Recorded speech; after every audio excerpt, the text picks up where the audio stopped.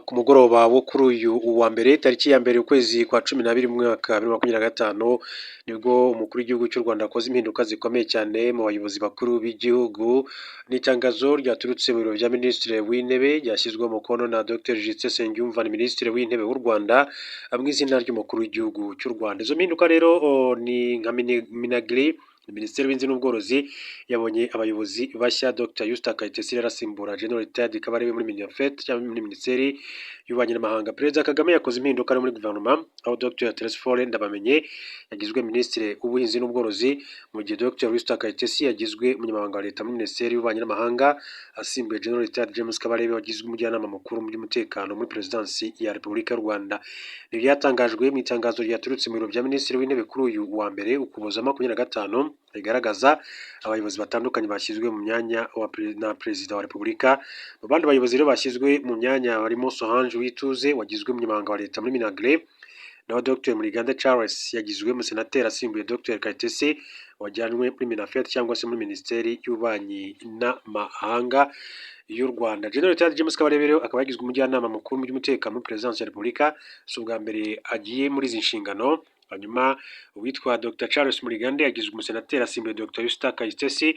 Uwitwa Dr Theréphore Ndabamenye yagizwe Minisitiri w'Ubuhinzi n'Ubworozi muri Minagri. Hanyuma uyu Dr Eustache Kayitesi yagizwe Umunyamabanga wa Leta muri Minisiteri y'Ububanyi n'Amahanga n'Ubutwererane, mu gihe kandi ku rundi ruhande Dr Solange Uwituze yagizwe Umunyamabanga wa Leta muri Minisiteri y'Ubuhinzi n'Ubworozi kwa State Minister, akaba rero ari we wahawe izo nshingano kugeza magingo ngaya. Ibyo rero ni impinduka zikomeye cyane zakozwe n'umukuru w'igihugu cy'u Rwanda ku gicamunsi rero cyo kuri uyu wa mbere tariki ya mbere ukwezi kwa 12/2025.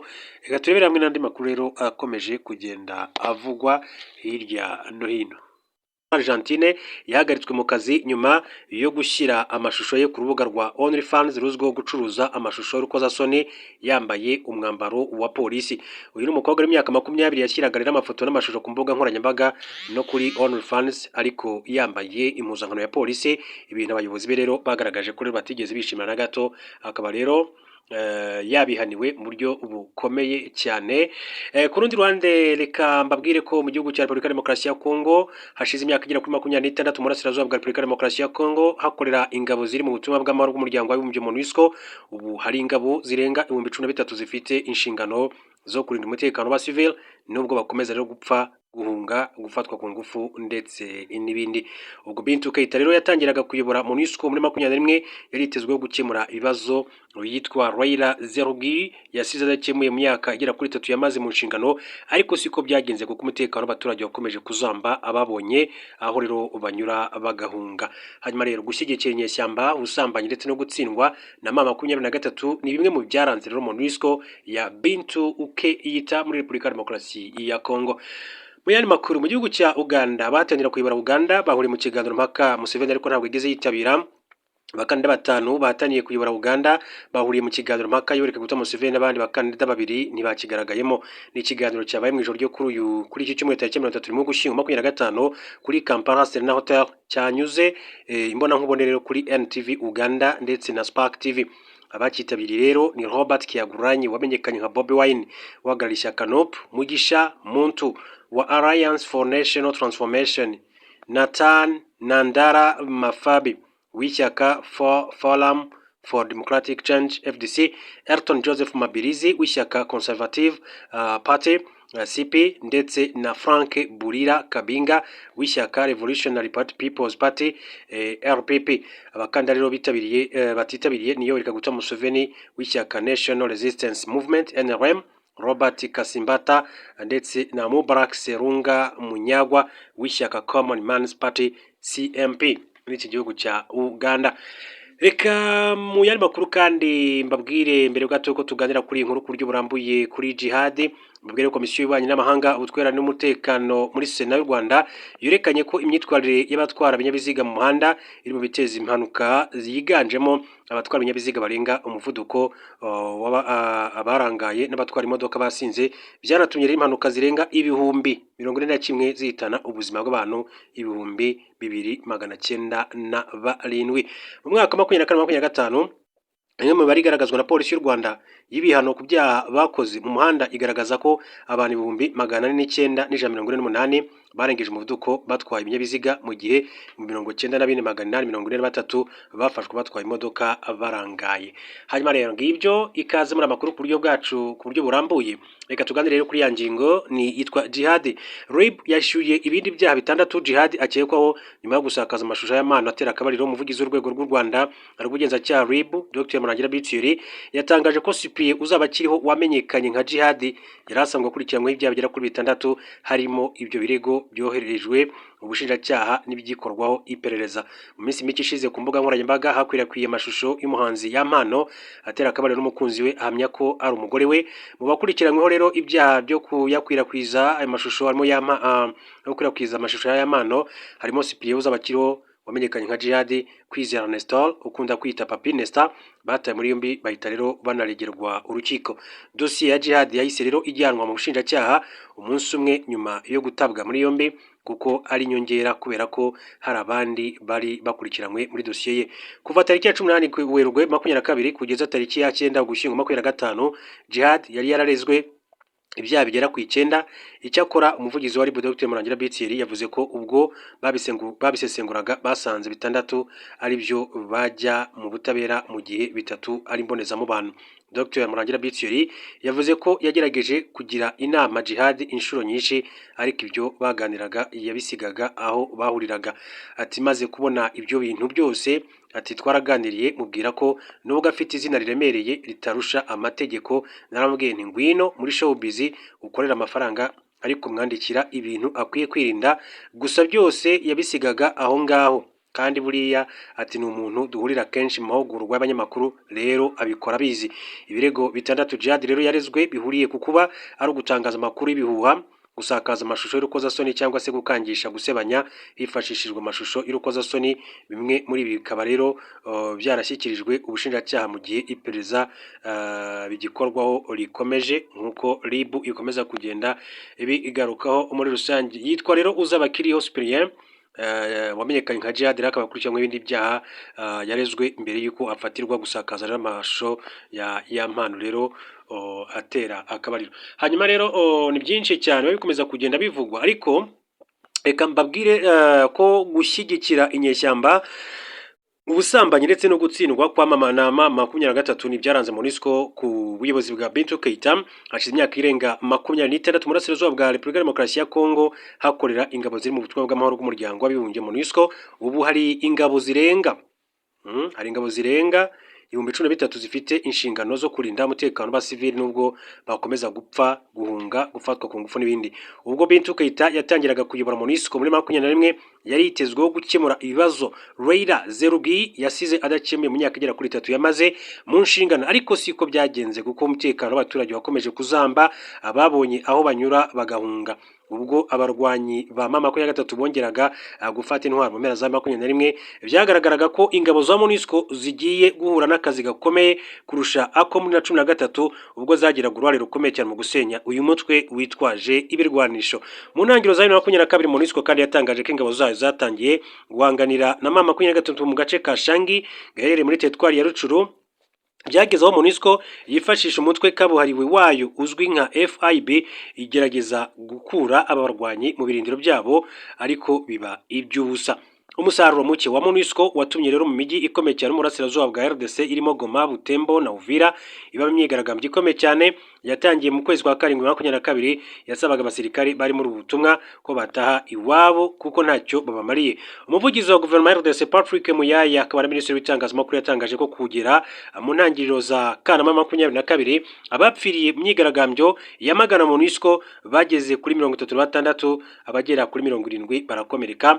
Ibyo byabaye mu gihe leta ya RDC yari ikomeje gushyira igitutu kuri MONUSCO yiteguza ko mu gihe itagaragaza impinduka mu mikorere yayo izirukanwa muri 2023 nk'uko byagiye bigarukwaho. Hanyuma rero mu Kuboza 2023 akanama karoni gashinzwe umutekano kafashe umwanzuro uvuga ko MONUSCO iva mu burasirazuba mu byiciro hakibandwa ku kubaka ubushobozi bw'inzego z'umutekano za RDC kugira ngo zizashobore kuziba icyuho cy'ingabo zayo.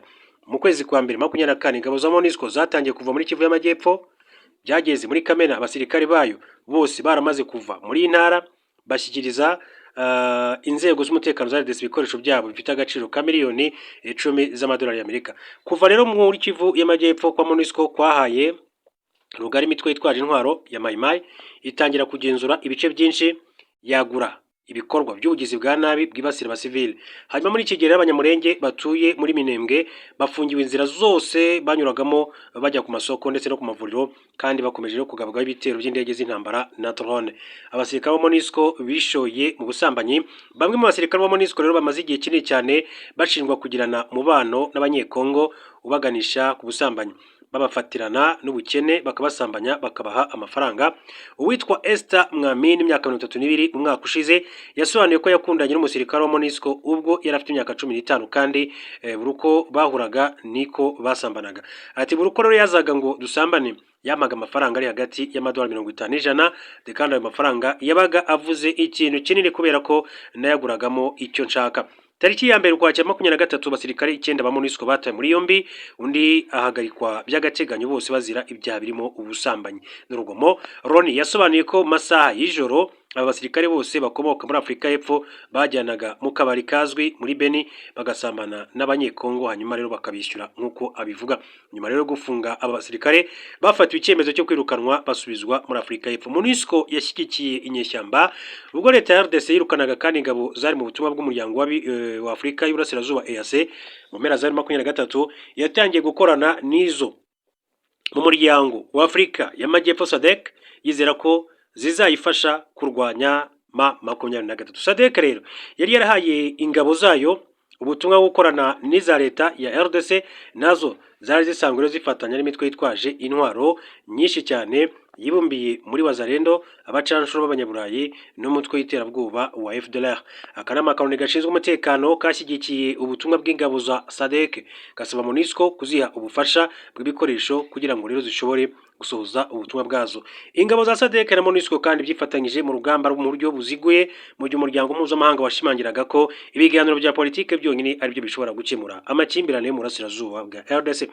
M23 yagaragaje ko bitewe nuko ingabo za SADC zikorana byeruye n'ihuriro rya leta RDC ririmo imitwe y'inyeshyamba nka Wazalendo na FDLR, ubufasha MONUSCO yazihaga bwanagiraga akamaro iyi mitwe nuko byagarutswe.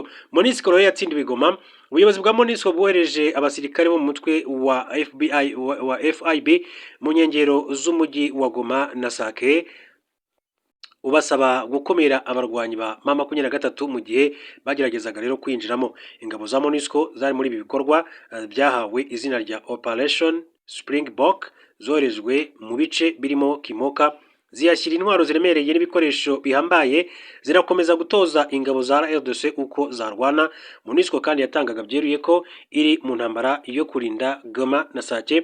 Tariki ya 26 Mutarama 2025 yashinja abarwanyi ba M23 kurasa ku birindiro byabo bamwe mu basirikare bayo kandi bakasiga ubuzima. Ibyo yabyise kurenga ku gahenge. Abarwanyi ba M23 bafashe umujyi wa Goma ku munsi wakurikiyeho. Ingabo za RDC, Wazalendo na FDLR birahunga.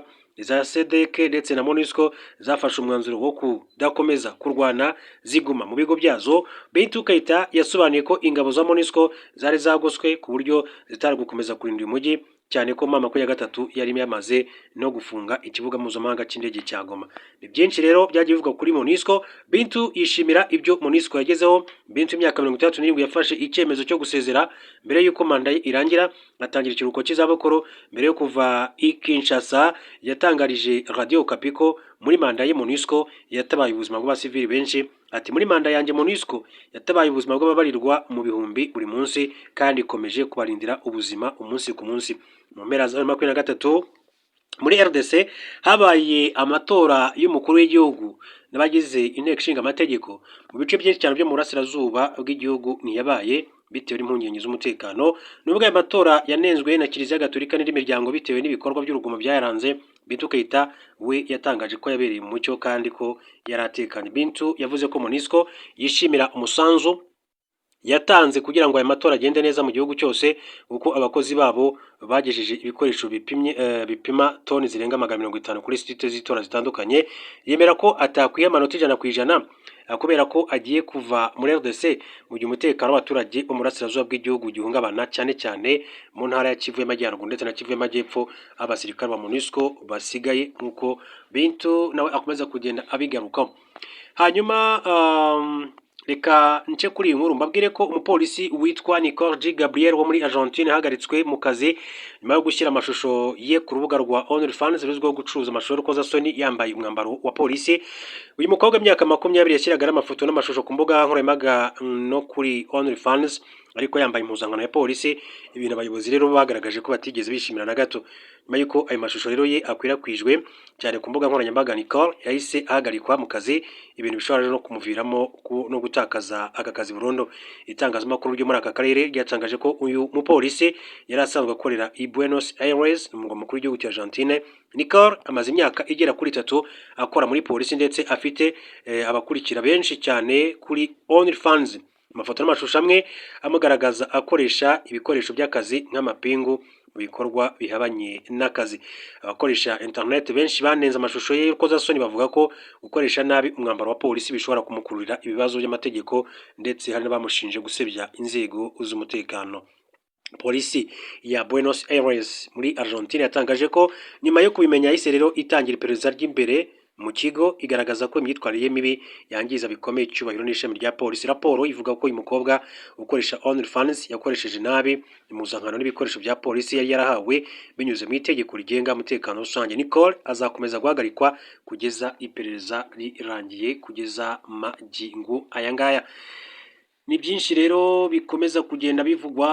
Nkubwire ko mu gihugu cya Uganda batanira kuyobora igihugu cya Uganda baraye bahuriye mu kiganiro mpaka ariko Perezida Yoweri Kaguta Museveni ntabwo yigeze yitabira. N'abakandida bagera kuri 5 bataniye kuyobora Uganda bahuriye mu kiganiro mpaka Yoweri Kaguta Museveni n'abandi bakandida babiri ntibigeze bakigaragaramo. Ikiganiro cyabaye mu ijoro ryo kuri iki cyumweru tariki 30 mu gushyingo 2025 kuri Kampala Serena Hotel cyanyuze imbona nkore kuri NTV Uganda na Spark TV. Abakitabiriye ni Robert Kyagulanyi wamenyekanye nka Bobi Wine uhagarariye ishyaka NUP, Mugisha Muntu wa Alliance for National Transformation, Nathan Mandala Mafabi w'ishyaka Forum for Democratic Change FDC, Elton Joseph Mabirizi w'ishyaka Conservative Party na Frank Bulila Kabinga w'ishyaka Revolutionary People's Party RPP. Abakandida batitabiriye ni Yoweri Kaguta Museveni w'ishyaka National Resistance Movement NRM, Robert Kasibante ndetse na Mubarak Serunga Munyagwa w'ishyaka Common Man's Party. Abashinzwe ibikorwa byo kwiyamamaza kwa Museveni bavuze ko bakiri butumire muri iki kiganiro mpaka mbere y'iminsi 10 ariko ntiyabasha kwitabira kuko yari afite ibindi ahugiyemo bijyanye n'amatora. Mu gihe rero iki kiganiro mpaka cyabaga kuri televiziyo y'igihugu UBC hatambutse ikindi cyiswe GNZ podcast Museveni yahuriyemo n'urubyiruko. Kubura kwa Perezida Yoweri Kaguta Museveni kwatumye Robert Kyagulanyi utavuganwa n'ubutegetsi bwe amwibasira avuga ko Museveni ntabwo ari hano ati kuko ari muhahise kandi turi kuganira ku hazaza. Insangamatsiko yahereweho muri iki kiganiro ni ijyanye n'imari, iterambere ry'ubukungu no guha urubyiruko imirimo. Kuri ingingo Frank Bulila Kabinga yavuze ko ibibazo by'ubukungu Uganda ifite ari ikimenyetso gikomeye cy'uburwayi bwa politike y'iki gihugu. Ati ikibazo gikomeye cya Uganda ni Perezida Yoweri Kaguta Museveni n'uburyo bwe bw'imiyoborere. Uyu mugabo yavuze ko natsinda amatora azagabanya Uganda na leta 16 zifite ubwigenge ku kigero runaka. Ibi ngo bizoroshya ibijyanye no gufata ibyemezo no kubishyira mu bikorwa ndetse birandure burundu ruswa. Bobi Wine yese rero amuca mu ijambo avuga ko we natorwa azahanga imirimo miliyoni 10 benyuze mu nzego nk'ubuhanzi, ubukerarugendo ndetse no kongera umubare w'ibigo bito n'ibiciriritse. Yavuze kandi ko azagabanya ikiguzi cyo gutangira ubucuruzi muri Uganda, avugurura ibikorwa remezo by'ubwikorezi ndetse ashyireho umushahara fatizo. Ati amagana y'abantu bato birengagijwe n'imiyoborere iriho, tugomba rero kongera ibigo bito n'ibiciriritse. Nathan Mafabi w'ishyaka FDC yavuze ko abantu bakwiriye kwibuka ko 70% by'abaturage ba Uganda bakora ubuhinzi n'ubworozi. Yavuze ko ubuyobozi buriho muri Uganda budashyigikira uru rwego mu buryo bufatika kugira ngo rero rutunge abarukoreramo. Ku bijyanye n'umutekano, Frank Bulila yavuze ko natorwa azahindura izina rya polisi ikareka kwitwa Uganda Police Force ahubwo ikitwa Uganda Police Service kugira ngo ikorere abaturage aho kuba igikoresho cya politike. Ati Museveni ajya kwita force yabikoza bishaka kugira ngo igire uruhare mu gutoteza abanya-Uganda, polisi tuzayambura. ibikoresho bya gisirikare kandi tuzahagarika kohereza abasirikare mu butumwa mu mahanga mu ntambara zidafite impamvu aho kurinda Abanya-Uganda. Abantu hano ntabwo rero batekanye kubera ubugizi bwa nabi bw'inzego z'umutekano. Mugisha Muntu wabaye umusirikare mukuru muri iki gihugu yavuze ko natsinda azashyiraho guverinoma yubaha itegeko nshinga kandi igenda ku mategeko. Ku wa 15 Mutarama 2026 biteganyijwe ko Abanya-Uganda bazindukira mu matora y'umukuru w'igihugu azasiga abonetse usimbura Perezida Yoweri Kaguta Museveni, cyangwa se uyu mugabo akongera kugirirwa icyizere cyo kuyobora iki gihugu kiri mu majyaruguru y'u Rwanda. Komisiyo y'amatora muri Uganda yemeje abakandida 8 bazahatanira kuyobora iki gihugu ndetse batangiye ibikorwa byo kwiyamamaza. Perezida Yoweri Kaguta Museveni umaze imyaka hafi 40 ku butegetsi niwe uhabwa amahirwe yo gutsinda amatora ahagarariyemo ishyaka National Resistance Movement NRM. Museveni yagiye ku butegetsi muri Uganda mwaka wa 1986 nyuma yo gutsinda urugamba rwahiritse ubutegetsi bwa Milton Obote. Mu bikorwa arimo byo kwiyamamaza avuga ko natorwa azakomeza kwimakaza imiyoborere n'iterambere bishingiye ku mutekano, guteza imbere inganda, kubaka ibikorwa remezo ndetse n'ibindi bitandukanye muri iki gihugu cya Uganda. Reka mbashimire mbifurize gukomeza kugira